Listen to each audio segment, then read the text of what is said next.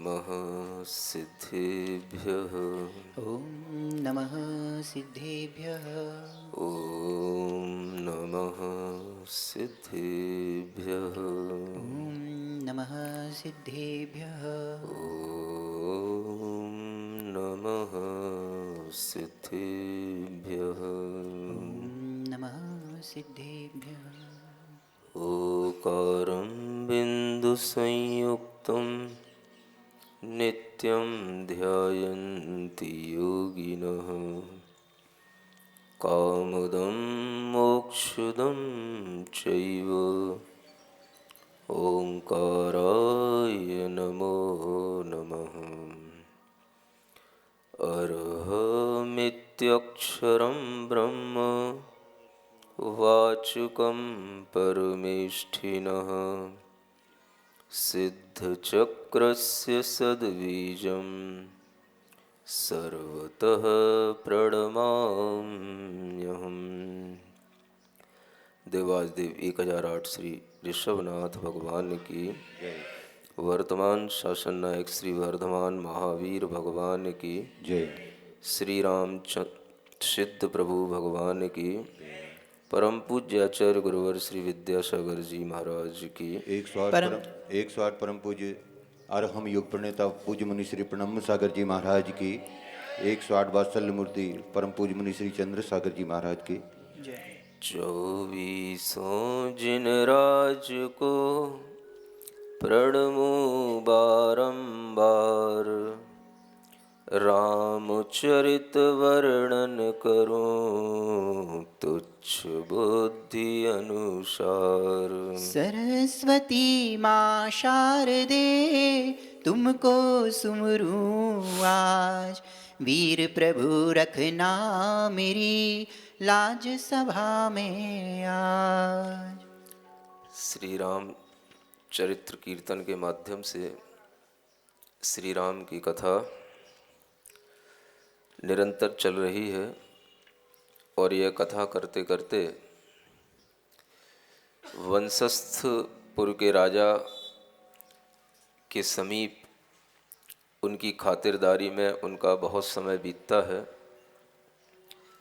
उसके बाद में वह अपना मन जो पहले से बनाए थे कि हमें दक्षिणा पथ की ओर जाना है,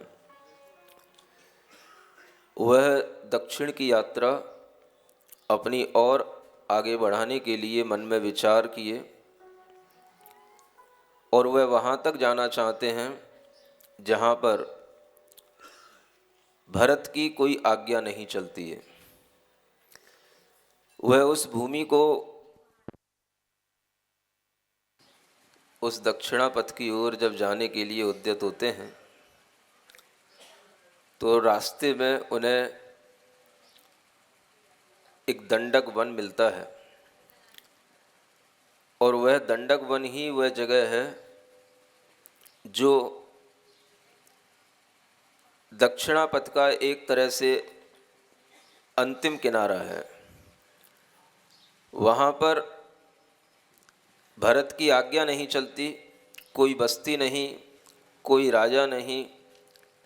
ऐसे उस स्थान पर पहुँचने के लिए वह उद्यत हैं और वह पहुँचते पहुँचते रास्ते में उस दंडक वन में पहले उन्हें एक कर्णरवा नदी मिलती है।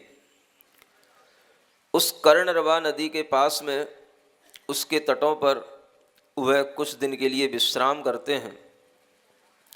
वहाँ पर वह आमोद प्रमोद के साथ कुछ दिन व्यतीत करते हैं।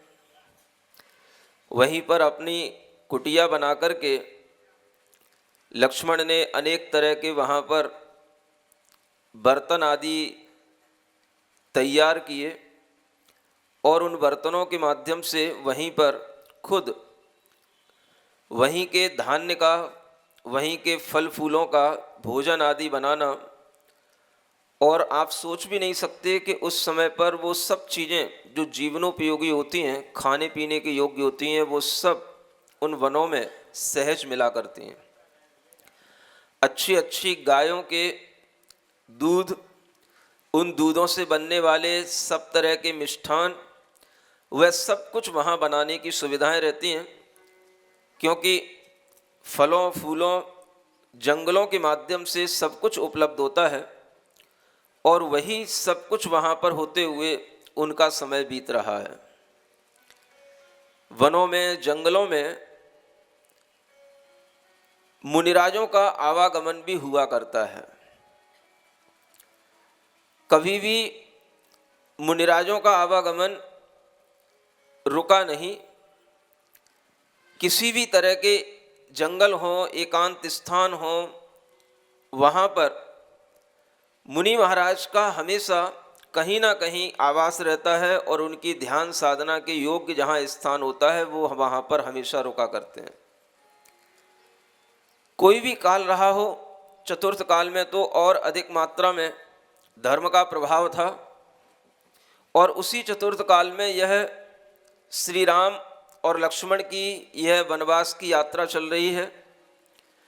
और उसी यात्रा के दौरान वह जहाँ पर अपनी कुटी बना कर के बहुत अच्छे तरह से प्रतिदिन धर्म ध्यान के साथ में अपना आमोद प्रमोद के साथ में अपना जीवन व्यतीत कर रहे हैं, उसी दौरान उनके लिए एक वहाँ पर दृश्य दिखाई देता है। एक दिन जब वह भोजन सामग्री तैयार हो चुकी थी, और भोजन सामग्री तैयार होने के बाद में उनके लिए दो मुनि महाराज आकाश से गमन करते हुए दिखाई देते हैं। वह मुनि महाराज चारण रिद्धिधारी मुनि महाराज होते हैं, और ये चारण रिद्धिधारी मुनि महाराज हमेशा आकाश से गमन किया करते हैं। दो युगल मुनिराज के उन्हें दर्शन होते हैं, और जब उन्हें दर्शन होते हैं तो बड़े प्रेम भाव से, आनंद भाव से, वह भक्ति भाव से भर जाते हैं, और सीते से कहते हैं, देख सीते देख, बाहर निकल के आ, कुटी से बाहर आ, और उसे बुला करके दिखाते हैं कि देखो दो मुनि महाराज जा रहे हैं। तो सीता तुरंत उनसे कहती है कि ये मुनि महाराज न जाने कब से तपस्या कर रहे हैं, इनके शरीर को देख करके लग रहा है कि ये बहुत दिनों से तपस्या करते हुए इसी तरह से गुजरते होंगे। आज हमारा मन हो रहा है कि इनको अपनी कुटी में बुलाया जाए, इनका पड़गाहन किया जाए, प्रतिग्रहण किया जाए, और इन्हें नवदा भक्ति पूर्वक इनके लिए आहार दान करने का हमारा मन बन रहा है, इनके लिए ये आहार दान दिया जाए। ऐसा विचार सीता का आता है तो राम तुरंत तैयार होते हैं, और सीता के साथ राम खड़े होकर के मुनि महाराज को आकाश मार्ग से तुरंत बुलाने लग जाते हैं। और उनके बुलाने की एक विधि होती है। वह विधि यही होती है कि अगर किसी ने अपने घर में शुद्ध भोजन बनाया है, अपने लिए वह शुद्ध आहार पानी तैयार किया है, तो उसी में से वह कुछ भोजन, कुछ आहार वह मुनि महाराज के लिए देने को जब मन बना लेता है, तो वह उनको भक्ति पूर्वक बुला करके उन्हें अपने घर में स्थान दे करके, उन्हें बिठा करके, उनका पूजन आदि करके, पाद प्रक्षालन करके, और फिर उनके लिए जब आहार दान प्रदान किया जाता है, तो वह मुनि महाराज खड़े होकर के बिना किसी बर्तन के, बिना किसी चम्मच के, गिलास के, बिना किसी कटोरी के अपने हाथों में वह भोजन करते हैं, और जो उनके हाथों में रख दिया जाता है वह मौन पूर्वक उस भोजन को ले लेते हैं। मुनि महाराज चाहे पंचम काल में हो, चाहे चतुर्थ काल में हो, हमेशा उनका भोजन दिन में एक बार ही होता है। रात्रि में उनका भोजन कभी नहीं होता। दिन में ही एक बार भोजन के समय पर ही उनका पानी पीने का समय होता है, उसी समय पर वो भोजन के साथ ही पानी पीते हैं। भोजन होने के उपरांत फिर वह चाहे कितनी गर्मी हो, चाहे कितना ही कोई भी उनके लिए दुविधाएं हो, विहार आदि का श्रम हो, किसी भी तरह से वह दोबारा न पानी पीते हैं न भोजन करते हैं। अगले दिन फिर उनके लिए जब चर्या का समय होता है, भोजन करने का समय होता है, तब वह भोजन करते हैं। यह विधि हमेशा चली आ रही है।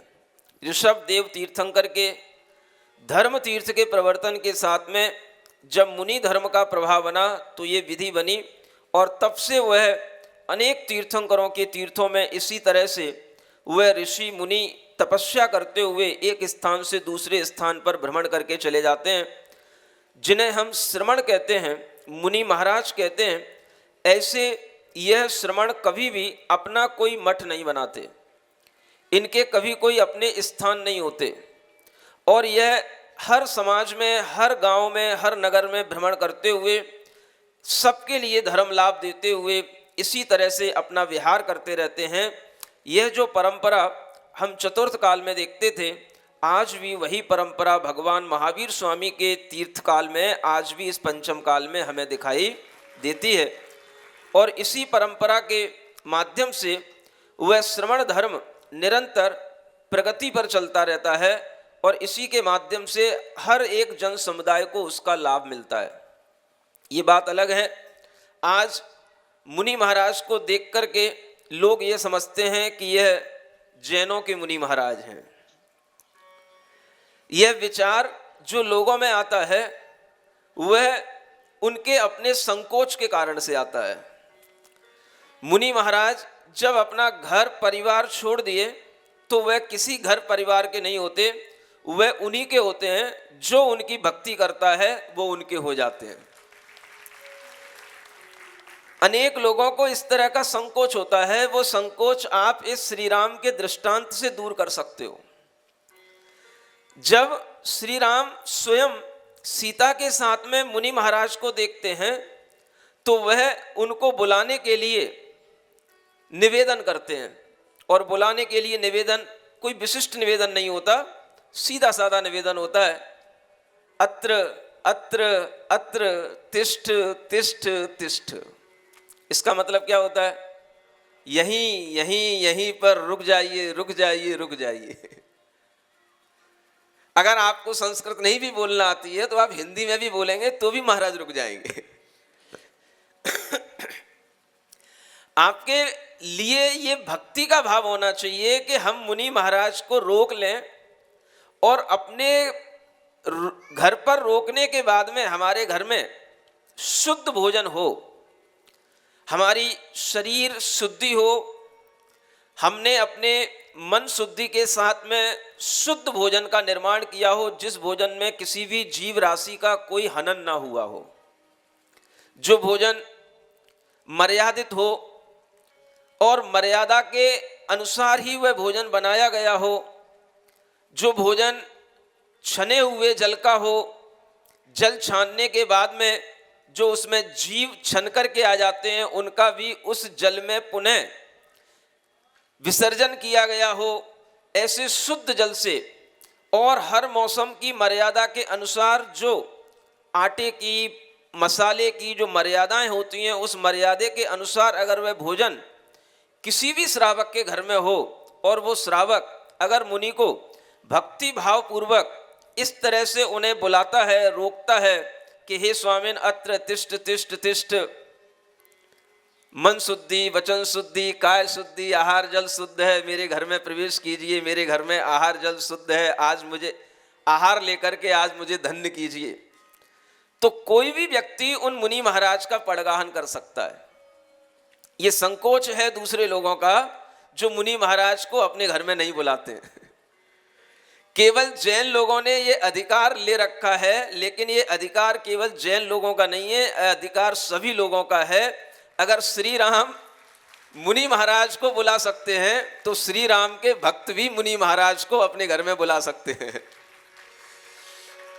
बस विचार इतना ही होना चाहिए, पूर्णतया शुद्धि का भाव, क्षेत्र शुद्धि हो, जहां हम मुनि महाराज को बिठाएं वो घर हमारा शुद्ध हो, वहाँ कभी कोई मांसाहार ना किया गया हो, जिन बर्तनों से भोजन बनाया गया हो वो बर्तन भी शुद्ध हो, कभी उनमें कोई अवक्ष वस्तुएं, मांसाहार आदि का कभी कोई वहाँ पर प्रयोग ना किया गया हो। ऐसे अनेक लोग मिलते हैं जिनके आचरण शुद्ध होते हैं, और हमने ऐसे भी अनेक लोग देखे हैं, ऐसे अनेक समाज देखी हैं, वो महेश्वरी समाज होती हैं। एक बार मैं मनासा में रुका था, एमपी के अंदर एक जगह है, और वहाँ पर ऐसे महेश्वरी समाज के लोग थे जो रात्रि में भोजन तक नहीं करते थे, रात्रि में पानी भी नहीं पीते थे। इस तरह से सदाचरण का पालन करने वाले शुद्ध लोग कई जगह मिलते हैं। ब्राह्मण जाति में भी अच्छे लोग होते हैं जो कभी मांस नहीं खाते, शाकाहारी होते हैं, हमेशा जिनका शुद्ध आचरण होता है। ऐसे अनेक लोग होते हैं जिनके घरों में कभी भी इस तरह का कोई भी गंदा खान पान नहीं होता। ऐसे घरों में हमेशा मुनि महाराज का आवागमन हो सकता है अगर वो लोग संकोच छोड़ करके अपने मन में ये भाव बनाते हैं कि हम भी मुनि महाराज की भक्ति करें और हम भी मुनि महाराज को अपने घर में बुला करके कैसे शुद्ध आहार बनता है, अगर वह उसकी गवेषणा करें तो उनके लिए भी ये लाभ मिलने में कोई दुर्लभता नहीं है। ये छूट सबके लिए है और होनी भी चाहिए। ये श्री राम जब स्वयं इस तरह का शुद्ध आहार पानी वह सीता बनाई और मुनि महाराज को उन्होंने देखा तो उनके मन में भक्ति का भाव आया। वह मुनि महाराज कई दिनों के उपवास के साथ में भ्रमण कर रहे थे और उन्होंने जब उनको इस तरह से बुलाया, हे स्वामी अत्र तिष्ठ तिष्ठ, अत्र तिष्ठ तिष्ठ, तो वह स्वामी वहीं पर रुक जाते हैं और रुक करके फिर उनकी आहारचर्या किस तरह से होती है और उस दौरान क्या कुछ घटित होता है, ये हम ये श्री राम की कथा से आगे सुनते हैं। मर्यादा पुरुष श्री राम है सिद्ध प्रभु बलराम। मर्यादा पुरुष श्री राम है सिद्ध प्रभु बलराम। आदर्श बने जन जन के वसुधैव कुटुम्बुति जिनके। आदर्श बने जन जन के वसुदेव कुटुम्बुत जिनके। जो भी लेन का नाम बिगड़े बनते सब काम। जो भी लेन का नाम बिगड़े बनते सब काम। प्रभो श्री राम, प्रभो श्री राम, प्रभु श्री राम, प्रभु श्री राम। मर्यादा पुरुष श्री राम है सिद्ध प्रभु बलराम। मर्यादा पुरुष श्री राम है सिद्ध प्रभु बलराम। दशरथ जिनके जनक कहाए, कौशल्यानंदन जन गाए। दशरथ जिनके जनक कहाए, कौशल्यानंदन जन गाए। इक्ष्वाकु वंश की शान, क्षत्रिय जग दया निधान। इक्ष्वाकु वंश की शान, क्षत्रिय जग दया निधान। प्रभो श्री राम, प्रभो श्री राम, प्रभु श्री राम, प्रभु श्री राम। मर्यादा पुरुष श्री राम है सिद्ध प्रभु बलराम। मर्यादा पुरुष श्री राम है सिद्ध प्रभु बलराम। पेज नंबर 52 से पढ़ते हैं। एक दिवस की बात है, करी रसोई तैयार। आगत पारण हेतु थे तीनों ठाड़े द्वार। उसी समय चारण मुनि गुप्ति सुगुप्ति नाम, दंडक वन में आ गए हर्षित हो गए राम। वह जो दो मुनि महाराज थे उनके नाम थे गुप्ती और सुगुप्ती। एक गुप्ती मुनि महाराज और सुगुप्ती मुनि महाराज जब उस दंडक वन में आए तो राम ने सीता के साथ में हर्षित होकर के उन्हें अपने कुटी के निकट बुलाया और उस समय पर जो सुंदर भाव उनके अंदर आते हैं, कहा सीता ने अब स्वामी भाग्य सुंदर हमारे हैं। जो रिद्धिधारी दो मुनिवर आज वन में पधारे हैं। बड़ी नवधा भक्ति से उन्हें आहार देते हैं। देव आकाश में से दे कर जयकार करते हैं। उस समय पर नवदा भक्ति के माध्यम से उन्हें आहार दान कराया गया और ये नवदा भक्ति एक तरह से हमने हिंदू संप्रदाय में भी, समाज में भी इस नवदा भक्ति को सुना है। नवदा भक्ति वहाँ पर भी होती है, लेकिन वह नवदा भक्ति का तरीका या प्रकार कुछ अलग हो सकता है, उसके भेद कुछ अलग हैं, वो भक्ति के ही अनेक रूप हैं।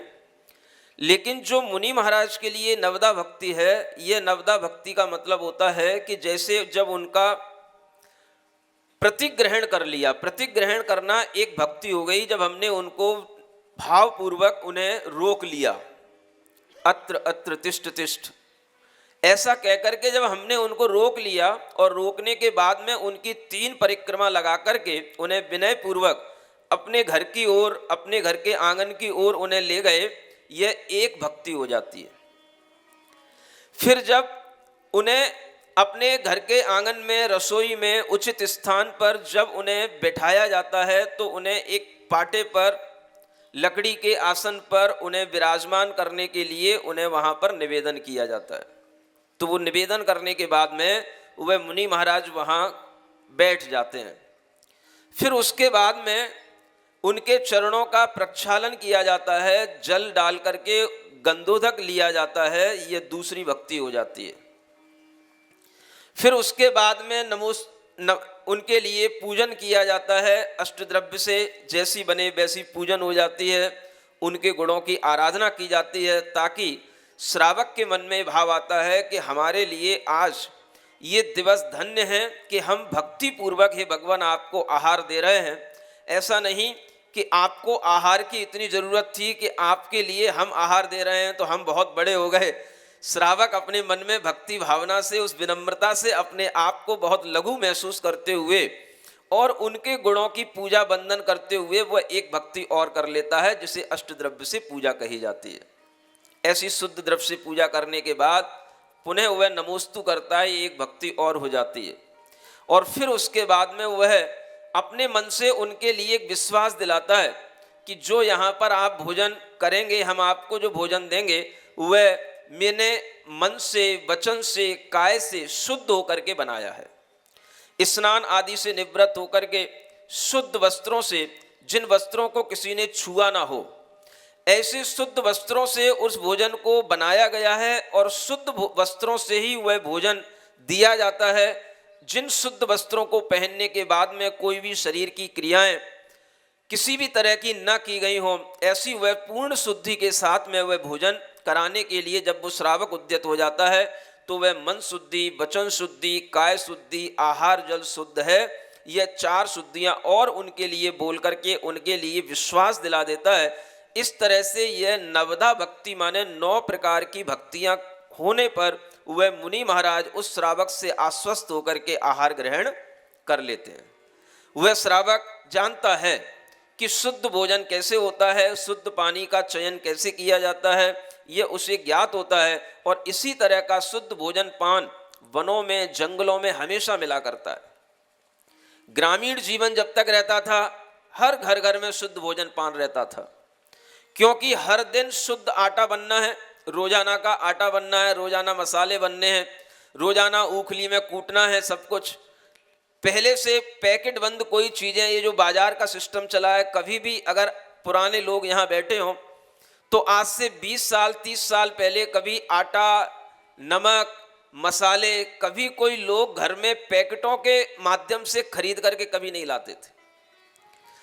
आटा वगैरह ये सब चीज़ें घर में बना करती थी। धीरे धीरे चक्कियाँ आई तो चक्कियों से बन करके आने लगा, तब भी वो बहुत सारी मात्रा में आकर के घर में रखा जाने लगा। लेकिन शुद्ध तरीका वही था, जब प्रतिदिन आटा बना करता था, प्रतिदिन सुबह सुबह दादी माँ चक्की पीस करके वह आटा निकालती है, रोजाना उखली से उसमें खल बत्ते से मसाले बनते थे। तो ये शुद्ध भोजन प्रतिदिन होता था। नलों की व्यवस्थाएं नहीं थी, ये शहरों की व्यवस्थाएं नलों की। पहले सब जगह कुएं होते थे, बावड़ियाँ होती थी, नदियाँ होती थी, स्वच्छ जल के झरने होते थे। तो स्वच्छ जल, उस पानी को निकाल करके उसको छाना जाता था। छने हुए उस बिलछानी को पुनः उसी में जो उसमें जीव रह जाते हैं छन्ने में, वो उसी पानी में विसर्जित कर दिए जाते हैं ताकि उनका वध ना हो। ऐसी शुद्ध दृष्टि से वह जल छाना जाता था। मनु स्मृति में भी लिखा है, वस्त्रपूतम पिबेत जलम, ये मनु स्मृति के वाक्य हैं। दृष्टिपूतम न्यसेत पादम वस्त्रपूतम पिबेत जलम। सभी व्यक्तियों को देख करके चलना चाहिए। दृष्टिपूतम न्यसेत पादम, अपने चरण अपने पाद देख करके रखना।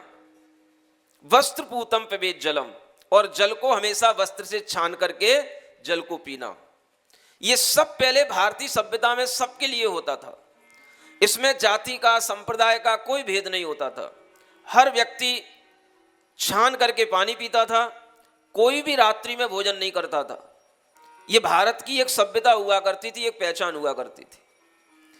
पुराने जमाने में जब बहुत सारे चीनी यात्री ह्वेनसांग जैसे लोग यहाँ पर आए तो उन्होंने देखा कि यहाँ पर रात्रि होने से पहले हर घर में खाने पीने के सब काम बंद हो जाते हैं। सब बर्तन धो धा करके शांति से अपना संध्या करने बैठ जाते हैं। ये पहले एक बहुत अच्छी पद्धति चला करती थी, सब लोगों को पता होगा। ये वस्त्रपूतम पिबेत जलम, हमेशा जल को छान करके पीना चाहिए। ये कोई धर्म नहीं है, किसी धर्म की पहचान नहीं है। ये मनुष्य के लिए शुद्ध जल पीने की आदत होना, ये उसकी अपनी एक सभ्यता है। और इसी सभ्यता के तहत वह शुद्ध जल अगर पीता है तो कहा जाता है जैसा खावे अन्न वैसा होवे मन, और जैसा पीवे पानी वैसी होवे वाणी।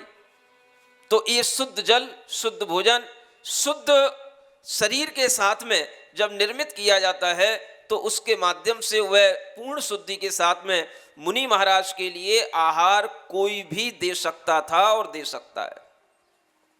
पहले मुनि महाराज किसी के भी घर में स्वयं चले जाते थे, और जो उनके लिए यह नवदा भक्ति करना जानता था, इस तरह से उन्हें पड़गाहन आदि करना जानता था, उन्हें रोकना जानता था, उनके घर पर वह मुनि महाराज भोजन करते थे। यह प्रथा थी, यह परंपरा थी।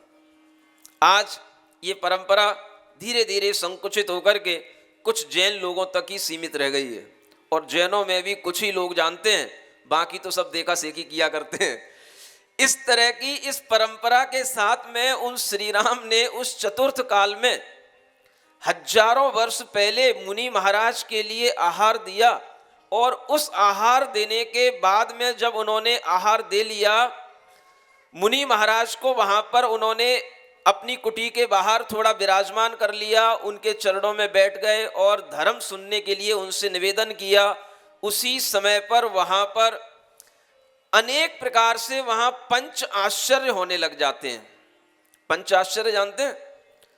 जिस आहार की देव लोग भी प्रशंसा करते हैं कि आज ये आहार बहुत अच्छे पात्र को बहुत अच्छे दाता ने दिया है, तो देव लोग आकाश से दुंदुभी बाजे बजा करके, और उस समय पर वह दुंदुभी गायन करके बाजे बजा करके चारों ओर वह शोर मचा करके उस आहार की अनुमोदना करते हैं कि ये आहार बहुत अच्छा दिया गया, धन्य दाता धन्य पात्र, धन्य दाता धन्य पात्र। ये पंच आश्चर्यों में पहला आश्चर्य कहलाता है दुंदुभी बजने लग जाती हैं, बाजे बजने लग जाते हैं। दूसरा, घ्राण इंद्री को तृप्त करने वाली बहुत अच्छी सुगंधित वायु बहने लग जाती है देवों के माध्यम से, ये दूसरा आश्चर्य होता है। तीसरा आश्चर्य होता है कि वहां पर धन्य धन्य की वाणी सुनने को मिलने लग जाती है। धन्य धन्य धन्य, हे राजा, हे श्रावक, तुम धन्य हो जो तुमने ऐसे मुनि महाराज के लिए आहार दान दिया। उसकी प्रशंसा करने के लिए देव लोग सामने आकर के खड़े हो जाते हैं, और ये सब कुछ वहां उस दंडक वन में होने लगा। इसी के साथ में पुष्पों की वर्षा होती है, 5 रंग के पुष्प वहां पर बरसाने लग जाते हैं देव लोग। ये चौथा आश्चर्य होता है। और पांचवा आश्चर्य होता है कि वहां पर रत्नों की वर्षा होती है, जहां पर ऐसे मुनि महाराज को ऐसे श्रावक लोग आहार कराते हैं। न श्रावक को पता कि मुनि महाराज कहाँ हैं, और न मुनि महाराज को पता कि यहाँ कोई श्रावक हो सकता है। और ऐसी जब कोई अचानक से घटना घटित हो जाती है तो देव लोग भी प्रसन्न होकर के पंचाश्चर्य करते हैं, और ऐसे पंचाश्चर्य वहाँ होने लग जाते हैं।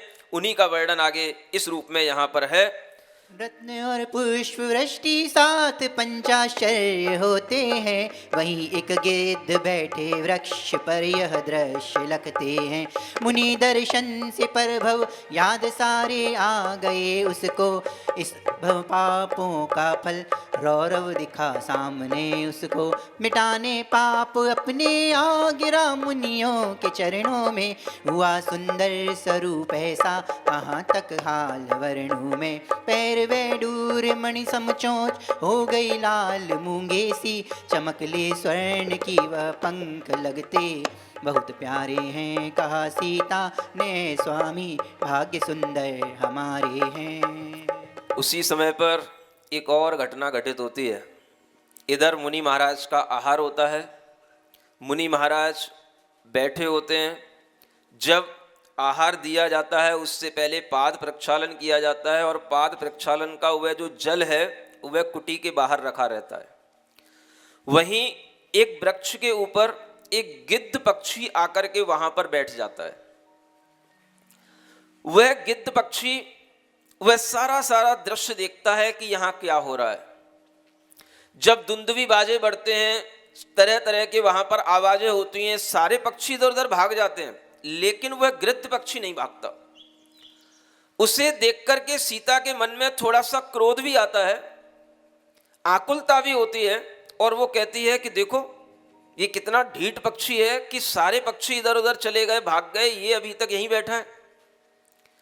वह बैठा बैठा देख ही रहा था कि जहां पर मुनि महाराज का गंधोदक रखा हुआ था, उनके चरण धुलाने के बाद में जो जल बचा हुआ जहां पर रखा था, जिस थाली में, वह गीध उसी समय पर आकर के उस थाली में बैठ जाता है और उनके उस गंधोदक से अपने पूरे शरीर को नहला लेता है। उसी में वह अपने पंख इधर उधर करके वह पूरे शरीर को उससे अपना स्नान करा लेता है। और ऐसा देखते देखते उसी समय पर उसके पापों का ऐसा प्रक्षालन होता है कि उसका जो रूप कुरूप था वो एकदम से वह उस गंधोदक के प्रभाव के कारण से सुंदर रूप बन जाता है। उसका इतना सुंदर रूप बन जाता है कि उसके जो पैर हैं वो वैडूर्य मणि की, माने नील नील मणियों की आभा वाले चमकीले उसके पैर बन जाते हैं। उसके पैरों के जो पंजों की जो उंगलियां होती हैं वह सब लाल लाल एकदम से मूंगा मणि की बन जाती हैं। उसकी चोंच है वो मूंगा मणि जैसी दिखने लग जाती है। उसका पूरा शरीर स्वर्ण की कांति के समान बढ़िया सुंदर दिखने लग जाता है। और ऐसा देख करके वहां राम सीता ये सभी आश्चर्य में पड़ जाते हैं। मुनि महाराज वहां बैठे ही थे, एकदम से मुनि महाराज के समक्ष भी ये सब दृश्य देखने को आया। तो उस समय पर वह सब निवेदन करके मुनि महाराज से पूछते हैं कि ये कौन पक्षी है और इसके लिए ऐसा भाव कैसे बन गया, और इसका ये एकदम से काया का रूप कुरूप से स्वरूप कैसे हो गया। तो मुनि महाराज उसके कुछ पिछले जन्म की कहानी बताते हैं कि जिस वन में आप रुके हो ये दंडक वन कहलाता है, और इसी दंडक वन का एक दंडक नाम का ही राजा हुआ करता था। उसी राजा के नाम पर ये वन बना था। ये आज वन है, कभी ये बहुत बड़ी नगरी हुआ करती थी, बहुत बड़ा अच्छा सुंदर शहर हुआ करता था। दंडक राजा ने कभी कोई ऐसा कृत्य कर दिया कि उसने कभी आवेश में आकर के अनेक साधुओं को उसने विनाश करा दिया, उसने अनेक साधुओं की हत्या करा दी। और उसी के पाप के कारण से एक साधु को वह सब देख करके क्रोध आया, और उसके क्रोध के कारण से पूरा का पूरा वन जल गया। ये जो गिद्ध आज यहाँ पर आकर के अपने मन में बैठा बैठा रो रहा है, पश्चाताप कर रहा है, और पश्चाताप करने का कारण यह है कि इसे आज मेरे दर्शन होने पर, यानी मुनि महाराज को देखने पर इसे अपने पूर्व भव की याद आ गई, और इसलिए आज यह सोच रहा है कि मैं कितना नीच था, पूर्व भव में मैंने कितने पाप किए, उस पापों का प्रक्षालन करने के लिए आज ये गंधोदक में अपने आप को नहला रहा है। और उसे याद आ गया है कि यही वह दंडक राजा था जो इस दंडक वन में पहले एक दंडक राजा के रूप में रहा करता था, और इसी राजा ने बहुत सारे मुनि महाराज का वध किया था, जिसके पाप के कारण से यह त्रियंश योनि में आज ये भटक रहा है और ये गीध बन करके आज सामने आया है। अब इसके पाप के प्रक्षालन का समय आया है। यह उन्होंने उसके पूर्व जन्म की कथा उसको जब सुनाई और ऐसा उसका रूप बनते हुए देखा, तो सीता के मन में, राम के मन में ऐसे उस गीध के प्रति दया के भाव आ गए, कोमलता के भाव आ गए, और वह उस गिद्ध के साथ में अपना इस तरह का भाव करने लगे कि मुनि महाराज ने उनसे कहा कि इस गिद्ध को तुम छोड़ना नहीं, इसे अपने ही पास में रखना, क्योंकि उन मुनि महाराज ने उस गिद्ध के लिए उपदेश दे करके उसे मांसाहार का त्याग करा दिया। गिद्ध ने सदाचार को धारण कर लिया, रात्रि में भोजन का त्याग कर दिया, और वह गिद्ध बिल्कुल श्री राम के समक्ष रह करके यह मुनि हिला करके अपना निवेदन करके और जैसा जैसा मुनि महाराज बताते जा रहे थे उसको स्वीकार करके उसने अपने अश्रु जल से बता दिया कि मैं भीतर से प्रायश्चित्त को धारण करते हुए, हे मुनिराज, जैसा आप बता रहे हैं मैं वैसा ही व्रत का पालन करूंगा। और वैसा करने के लिए वह जब कटिबद्ध हो गया, मुनि महाराज ने उसके भावों को समझ लिए, तो उन्होंने श्री राम से कहा इसे अपने पास में रखना, नहीं तो दूसरे जंगली जीव इसका वध कर देंगे, क्योंकि इसने संकल्प लिया है यह अब किसी की हिंसा नहीं करेगा, यह अब किसी को मारेगा नहीं, यह मांस नहीं खाएगा, ऐसा संकल्प इसके मन में आ गया है। और इसी कारण से वह गिद्ध, वह पक्षी उनके पास में रहने लग जाता है, सीता उसके साथ खेलने लग जाती है, और वह पक्षी भी उन तीनों के बीच में एक चौथा ऐसा सदस्य बन जाता है जो मानो उनके परिवार का ही हो गया हो, ऐसा धीरे धीरे उसे प्रेम मिलने लग जाता है। राम देखते रह गए, काय बदलती जाए, तीनों को आश्चर्य है, प्रभु महिमा नहीं पाए। राम कहे पक्षी तेरी शुभ गति हो गई आज, इस भव में ही सब तेरे पूर्ण हो गए काज। मुनि चरणों से सब दूर करें वो नहीं हटाए, हटता था आंखों से नीर बहा कर वह चरणों में शीस रगड़ता था। मानो निज पापों का प्रायश्चित यूं करके प्राण छोड़ देगा, और भाव तपस्या से मानो स्वर्गीय सुखों को पालेगा। यह देख हाल श्री मुनियों ने उसको जिन धर्म उपदेश दिया, उस ज्ञानी पक्षी ने जिसको निज शीश हिला स्वीकार किया। फिर पंचशील व्रत आदि दिए और सीता जी को समझाया, सम्यक दृष्टि यह जीव हुआ इस पर रखनी अपनी छाया। यह कह करके चल दिए नभमग श्री मुनिराय, जनक नंदिनी निज कुटी पक्षी को ले आए। बड़े प्रेम से रख दिया उसका नाम जटायु, तीनों को इम प्रिय लगे जिम प्रिय लगती आयु। श्री राम लक्ष्मण ने मिलकर एक रथ सुंदर निर्माण किया, शय्यासन सबका प्रबंध गज से घोड़ों का काम लिया। डकवन के रमणीक स्थल उस रथ से देखे चारों ने, जाए माताओं को लाए घेरा था इन्हीं विचारों ने। लक्ष्मण से करने लगे प्रकट इतने में आ बरसात लगी, तन मन में निश्चय किया शरद में बुलाएंगे मात सभी। आ गई शरद ऋतु धीरे से चंद्र की चंद्रिका छिटक उठी, इस ऋतु में वन विहार कर ले यह लक्ष्मण के मन बात उठी। और यह पक्षी जो गिद्ध पक्षी है वह इतना सुंदर लगने लगा है, उसकी जटाएं चमकीली हो गई थीं, इसलिए श्री राम ने उसका नाम जटायु पक्षी रखा था। यह जटायु पक्षी जिसका वर्णन सभी रामायणों में आता है, यहाँ यह जटायु पक्षी इस रूप में वहाँ पर आराम से रह रहा है, पहले यह गिद्ध था, मांसाहारी था, अब ये 5 शील व्रतों को धारण करने वाला बिल्कुल सदाचारी बन गया, सम्यक दृष्टि बन गया। ऐसा यह जीव, यह पक्षी उनके घर का एक सदस्य की तरह रहने लगा। और जब जब सीता उसे बुलाती थी वह उनके पास आ जाता था, सीता उसके साथ खेलती थी, वह अगर कोई भी गाना गाती थी, नाचता था, इस तरह से यह पक्षी उनके साथ रम गया था। और ऐसे पक्षी के साथ में वहाँ पर रहते हुए जब श्री राम के मन में विचार आया कि देखो अब हमने अपना यहाँ पर अच्छा निवास स्थान बना लिया है, सब कुछ उनके आसपास, घोड़े, हाथी, सब कुछ उन्हें जंगलों में ही मिल गया। और अब उनके मन में आया अब हम अपनी माँ कौशल्या को यहीं बुला करके लाएं, जो हम कह करके आए थे कि जब हम अपने स्थान पर पहुंच जाएंगे तब हम तुमको बुलाने आएंगे। मन में विचार करते करते फिर राम जी के मन में आया कि अभी रुक जाते हैं, वर्षा काल का समय है, आवागमन में दुविधा होगी।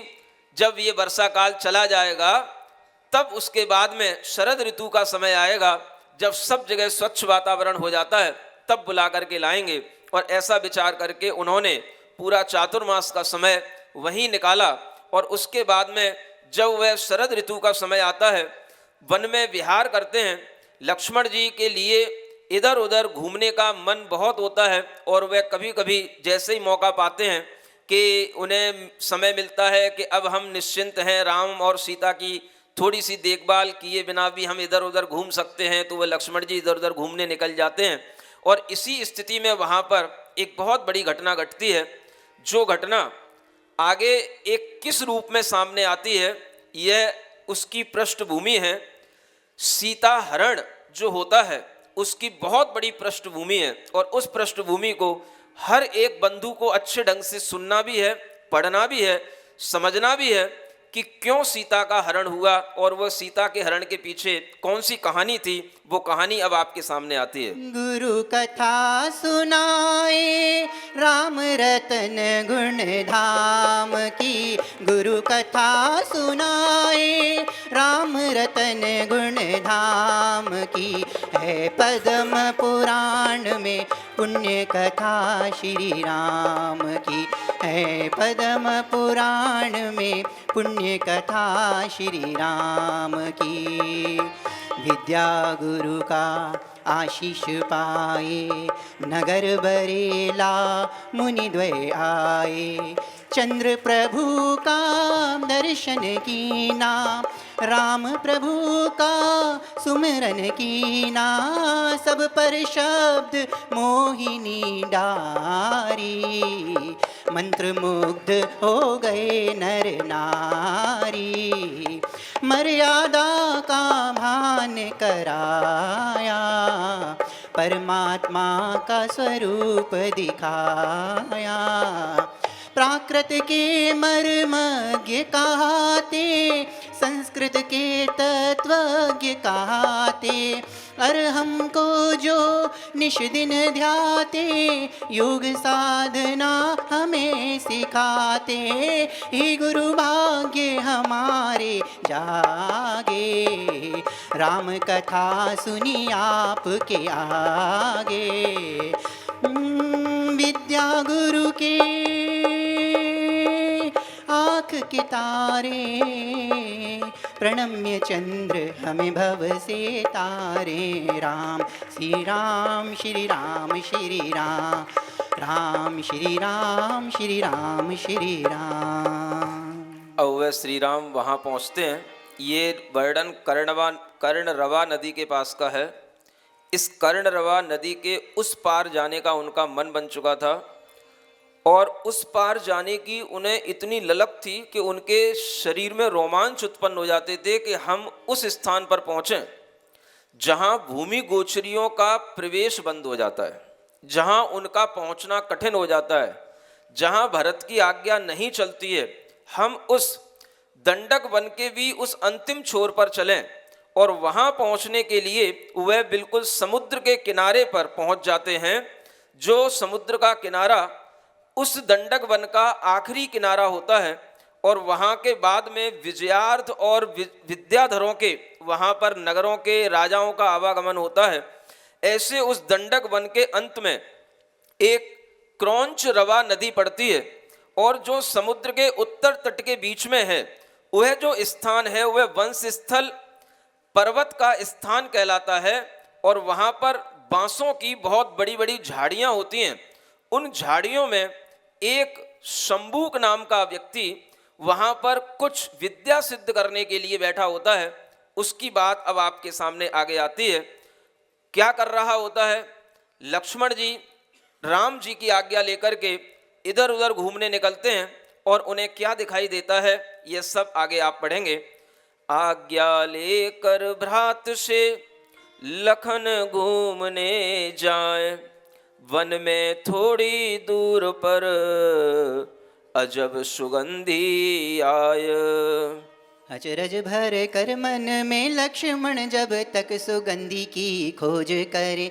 श्रोताओं सुनो ध्यान करके उस गंध का सारा हाल कहें। दक्षिण दिश में सागर के मध्य लंका अनूप राजधानी थी।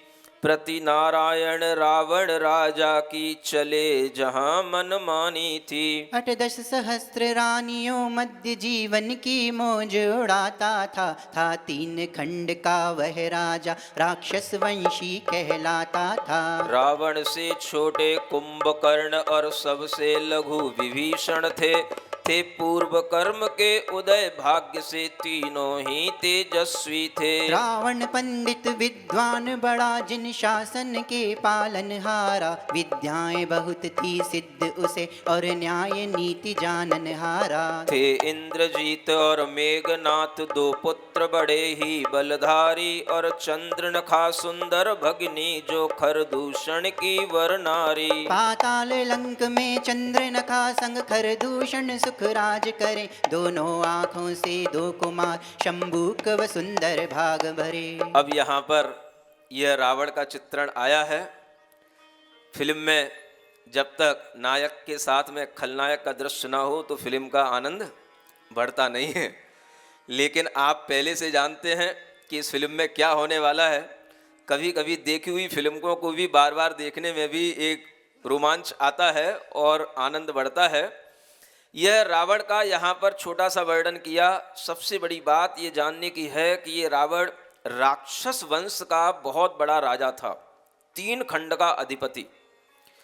यह बहुत बड़ी भूमियों का स्वामी था, और यह राक्षस वंश का राजा इसलिए कहलाता था क्योंकि यह जीवों की रक्षा करना, प्रजा की रक्षा करना इसका काम था।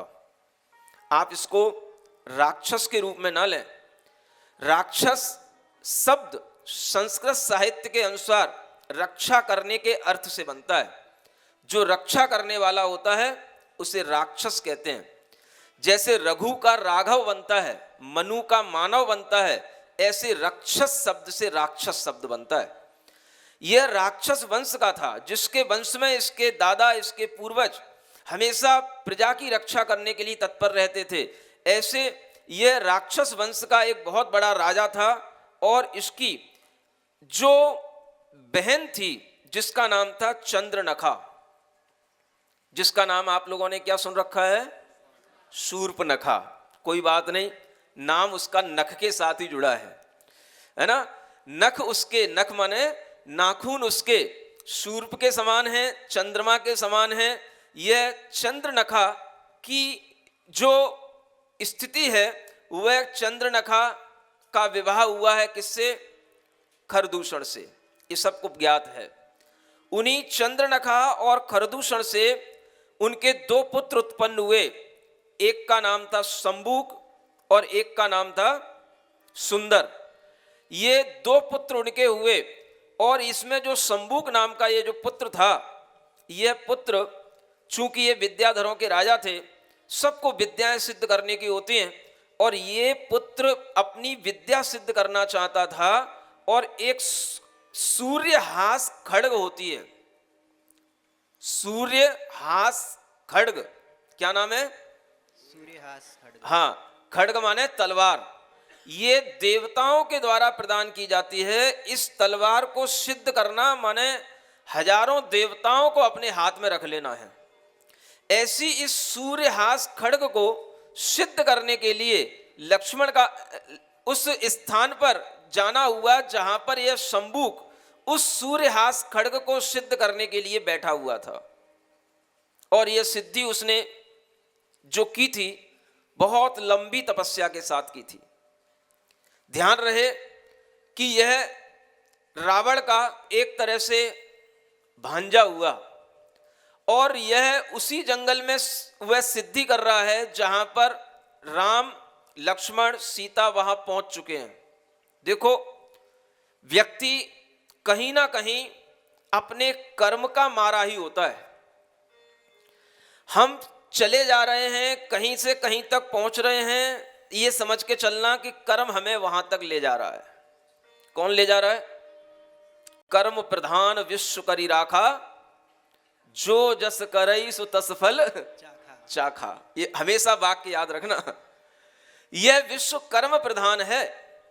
हर व्यक्ति के अपने अपने कर्म किसी किसी स्थान पर जाकर के फलेंगे, वह कर्म उसे वहां तक ले जाएंगे और उन कर्मों के माध्यम से उसकी किस तरह से अपने आप संयोजना हो जाती है, यह आपको यहां पर बहुत अच्छे ढंग से समझने को मिलेगा। खंग सूर्य खड्ग सूर्यहास सिद्ध करने कुमर शंभूक वन आया, बैठा बांसों के बीड़े में नहीं कुछ मन में भय लाया। वर्ष 12 किया साधन हुई खड्ग सिद्धि थी भारी, 4 दिन हो गए लेकिन उठा लेने न बलधारी। सिद्धि पश्चात जो साधक 7 दिन तक नहीं लेवे, तो साधक का वधिक हो खंग नियोगों में यही आवे। खड्ग की ही सुगंधी थी दिव्य महकार वो सारी, खोजते आन लक्ष्मण ने खंग वह ले लिया भारी। देखो, कोई साधना कर रहा है 12 वर्ष से। कितने वर्ष से? 12 वर्ष से उसने साधना की। कहाँ बैठ करके साधना करता है? बांसों के बीड़े में, बांसों के बीच में स्थान बना करके वहां पर बिल्कुल एकांत में कोई भी ना आ पाए, ऐसी वह संबूक साधना कर रहा है 12 वर्ष से, सूर्यहास खड्ग रूपी उस विद्या की सिद्धि करने के लिए।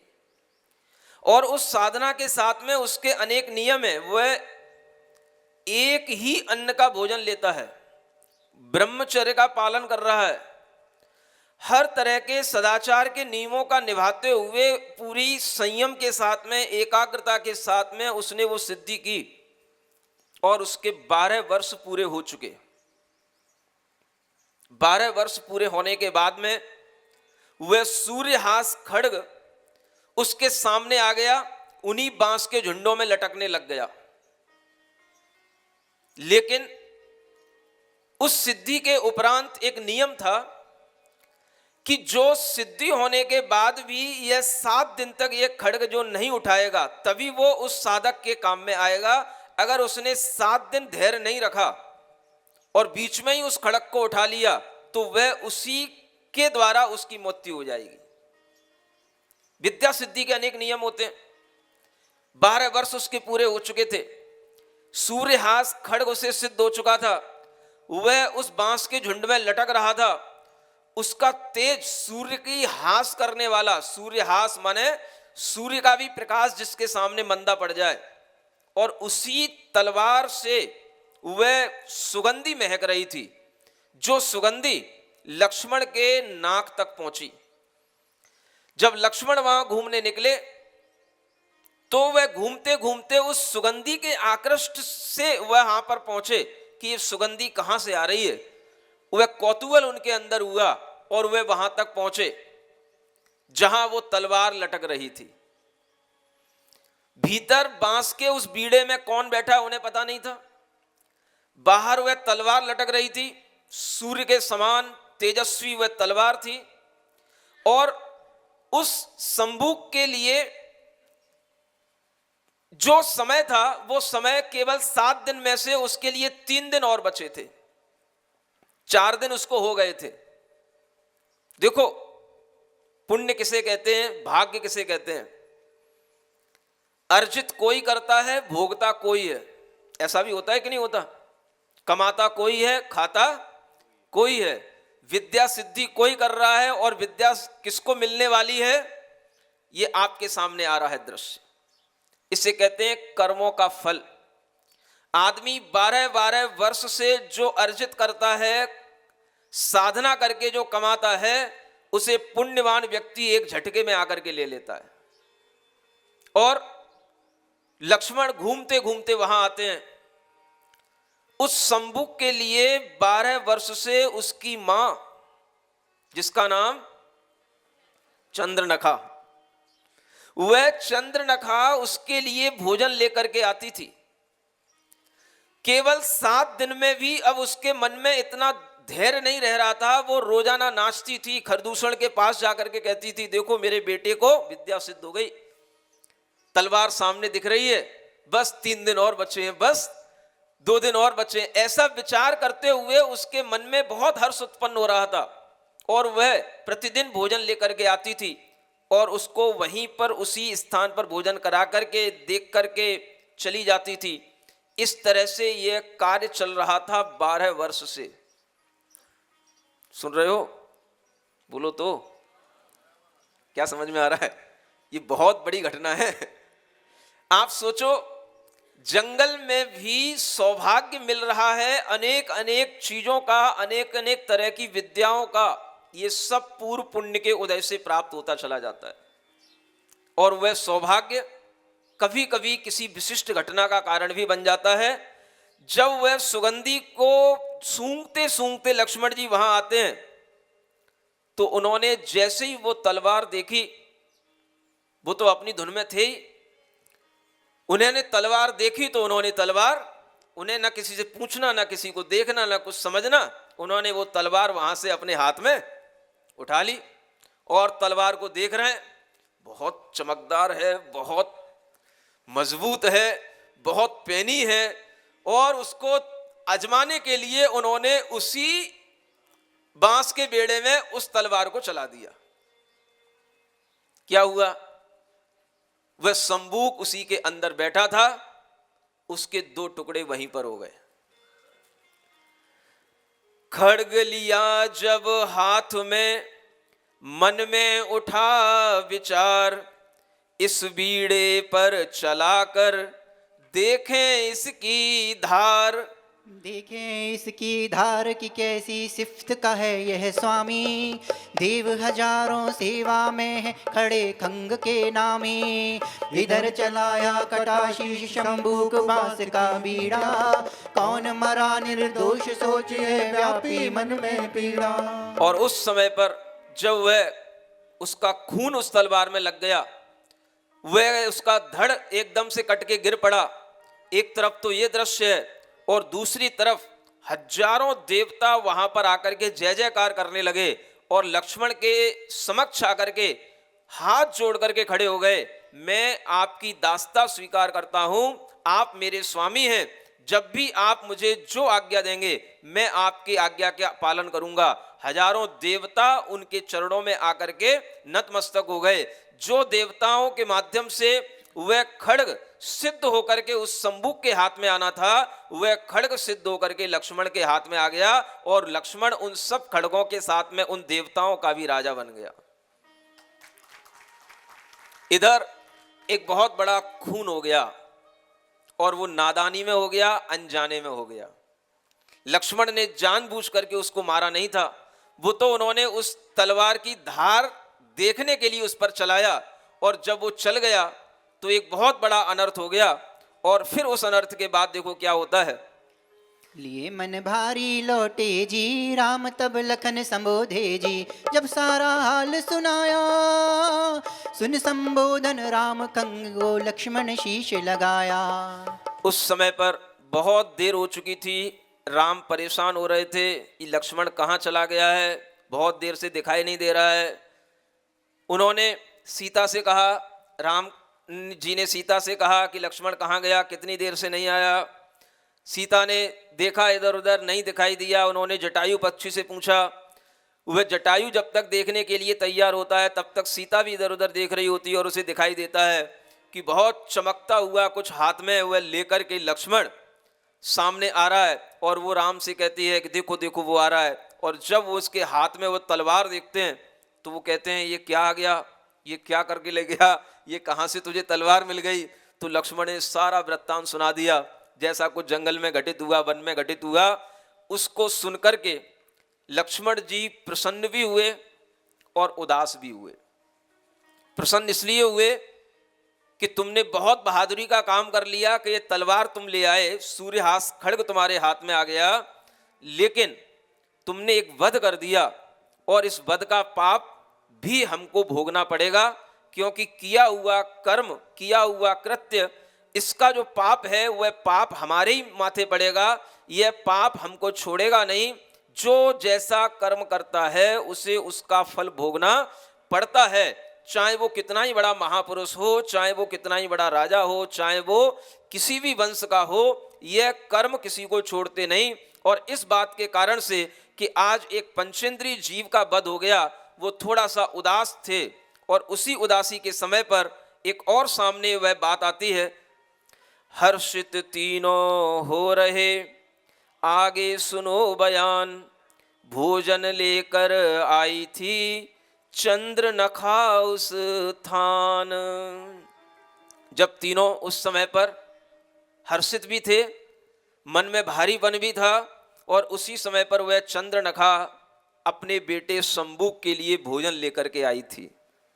बांसों का बीड़ा कटा देख शंभूक मरा जब पाया है, तब देख पुत्र की हालत को रो रो कर रुदन मचाया है। हत्यारे ऊपर क्रोध बढ़ा वह करती खोजे इधर आई, जहाँ राम लखन सीता बैठे तीनों पर अद्भुत छवि छाई। श्री राम को देख मोहित हुई और क्रोध भी सारा नष्ट हुआ है, काम की माया क्या विचित्र सब पुत्र मोह भी नष्ट हुआ। कुंवारी कन्या का रचा सांग एक वृक्ष तले बैठी रोती, सुन सीता को करुणा उपजी आकर के पास धैर्य देती। श्री राम कहें क्यों रोती हो कौन कहाँ से आई हो, इकली वन में कैसे फिरती, कहाँ बाप तुम्हारा भाई हो।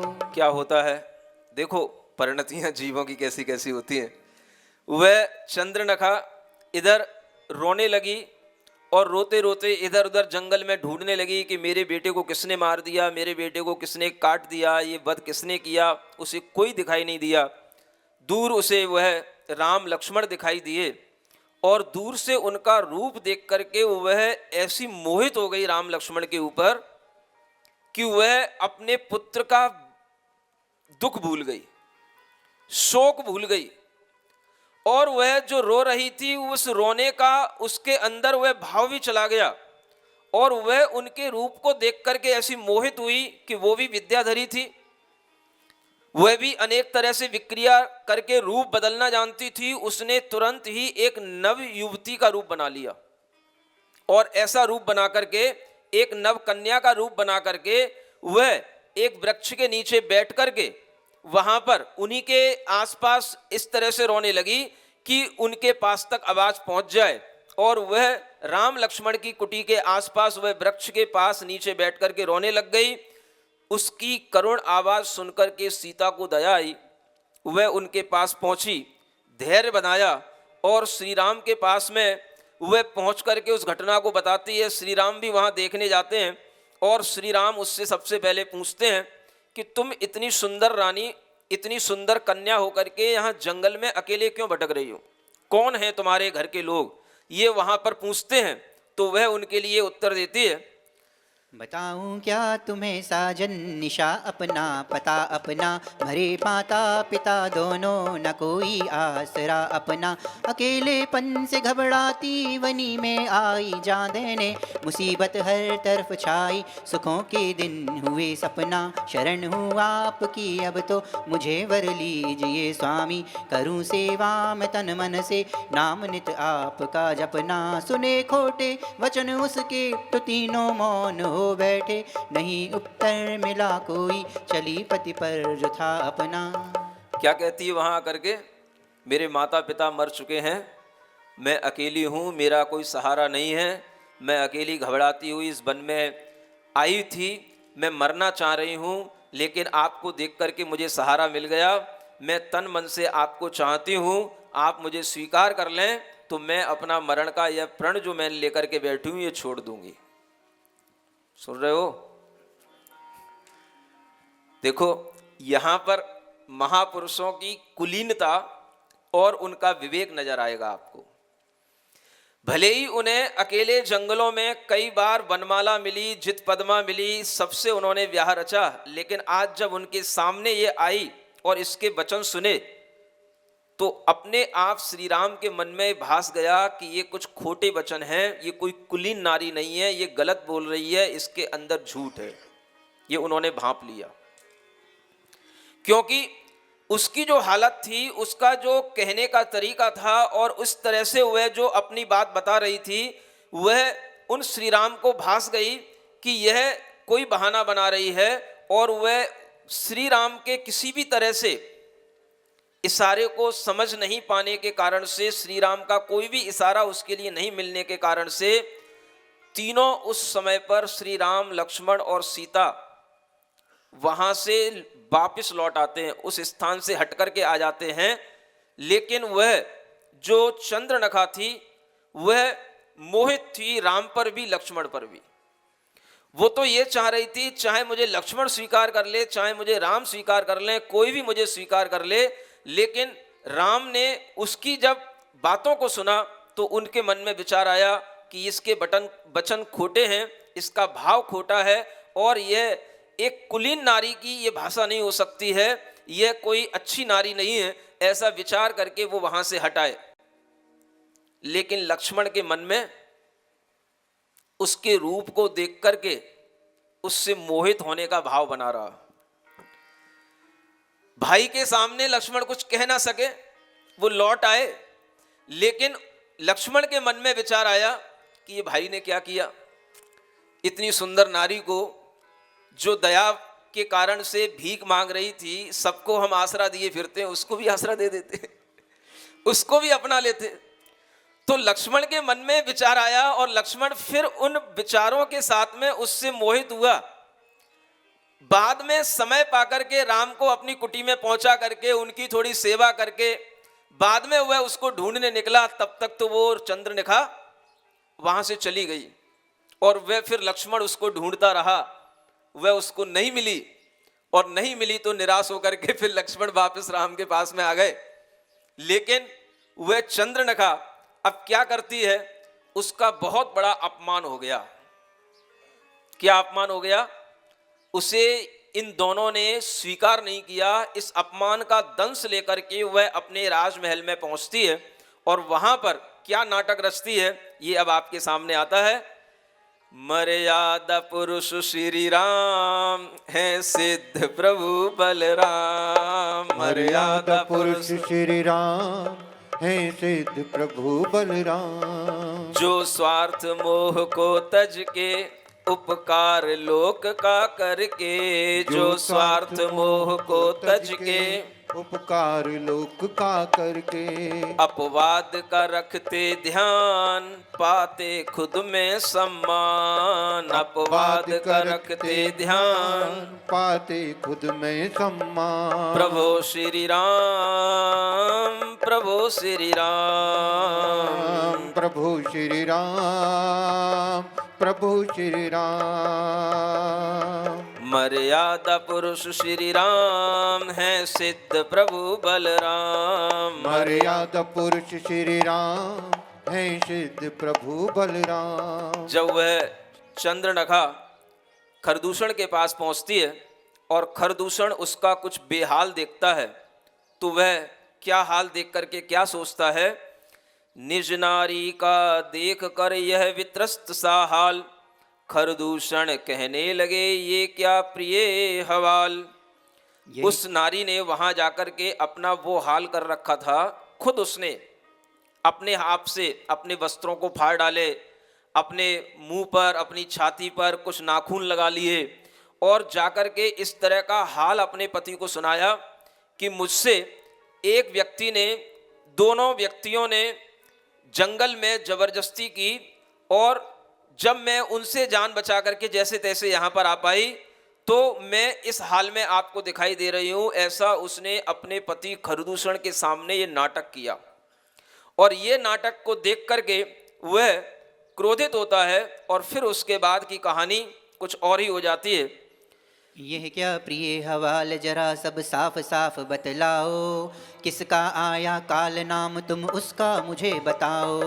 बोली चंद्रलखाले हिचकी दो तापस सुकुमारा, साथ में एक सुंदर नारी काम उन्हीं का सारा। पुत्र भी मेरा मारा जी, खड़ग हर लिया बेचारा जी, धर्म मम हरना चाहा, दंडक वन से भाग शरण आ, अपना शील बचाया। ये कहती है खरदूषण से आकर के कि उस दंडक वन में वह दो कुमार हैं जिनके पास में एक नारी है, और उन्हीं ने मेरा ये सारा हाल कर रखा है, उन्हीं ने मेरा पुत्र मार दिया, और बाद में मैं अपना शील बचा करके जैसे तैसे यहाँ तक आ पाई। ये वहाँ पर आकर के उसने खरदूषण से एक कह डाला। खरदूषण ने जब सुना छलनी से यह हाल, क्रोधाग्नि में जल उठा, आंखें हो गई लाल।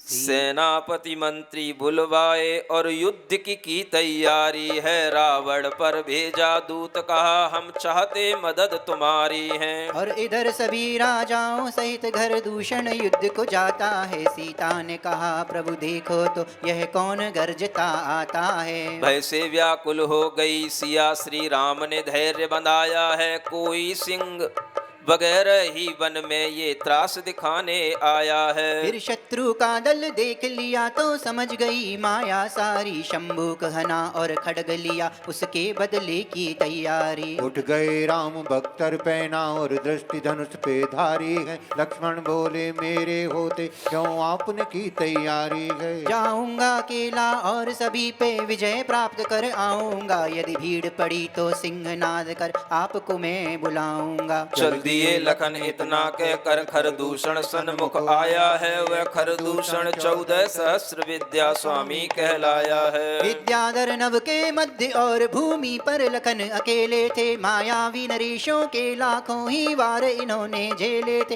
रावण सुनकर पैगाम तुरंत ही लंका से चल देता है, वन बीच राम के निकट सती सीता को देख बोलेता है।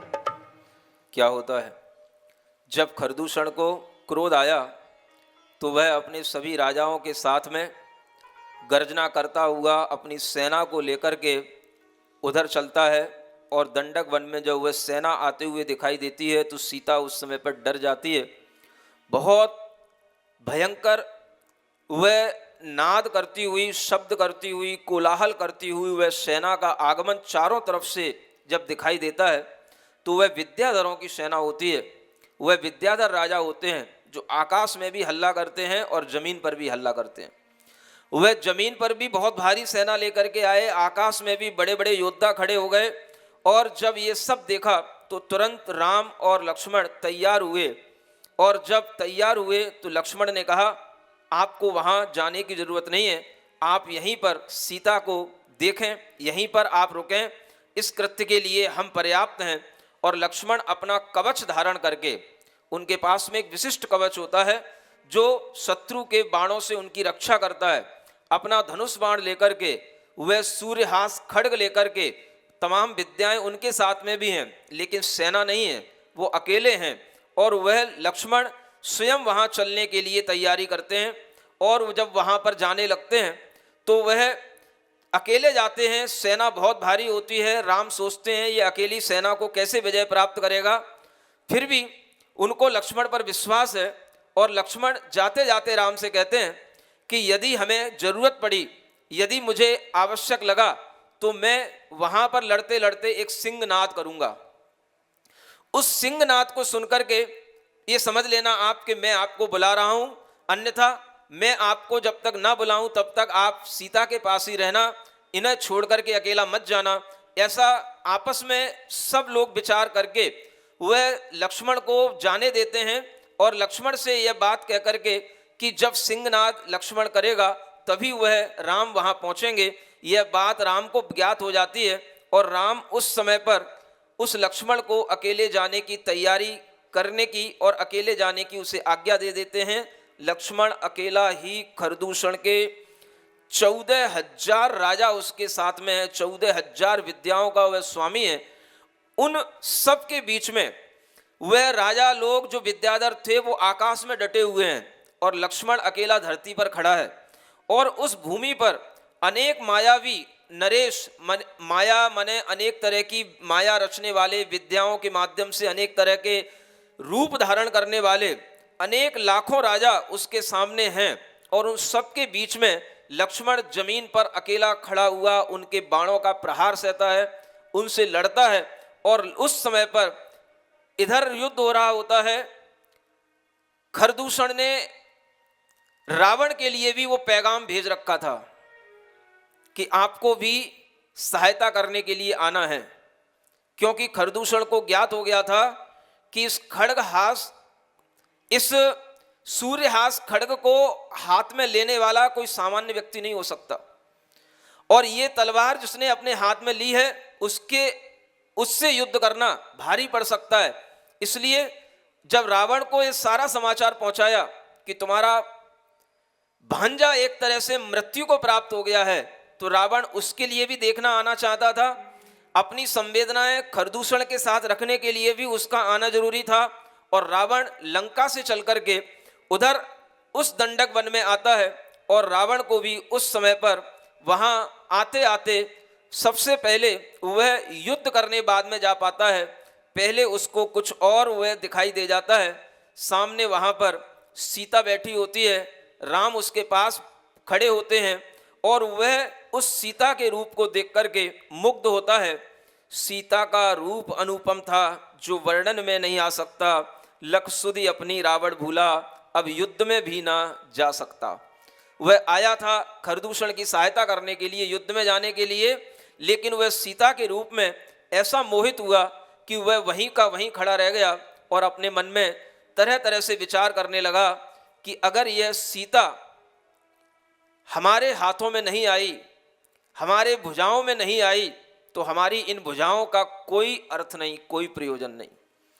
ऐसा वह मति का मारा वहीं के वहीं स्तब्ध हो गया। और उस समय पर वह क्या विचार करता है, क्या सोचता है, ये आपको अब कल अगले एपिसोड में सुनने को मिलेगा।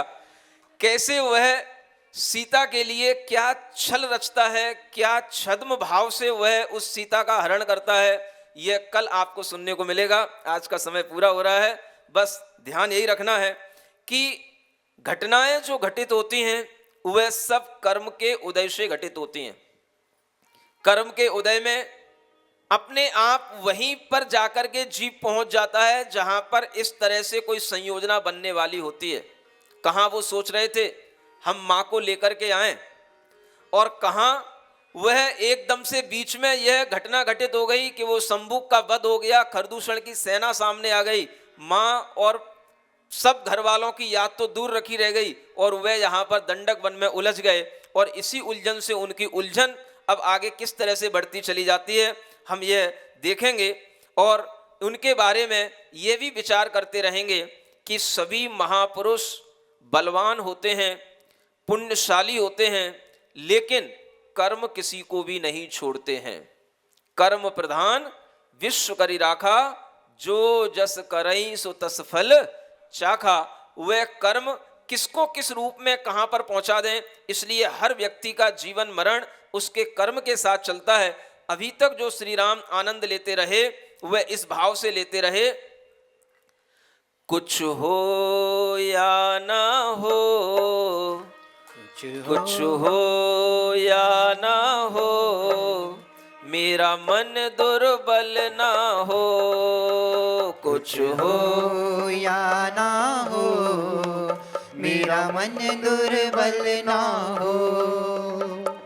प्रेम भाव से क्षमा भाव से, प्रेम भाव से क्षमा भाव से, समता में मेरा स्वभाव हो, समता में मेरा स्वभाव हो।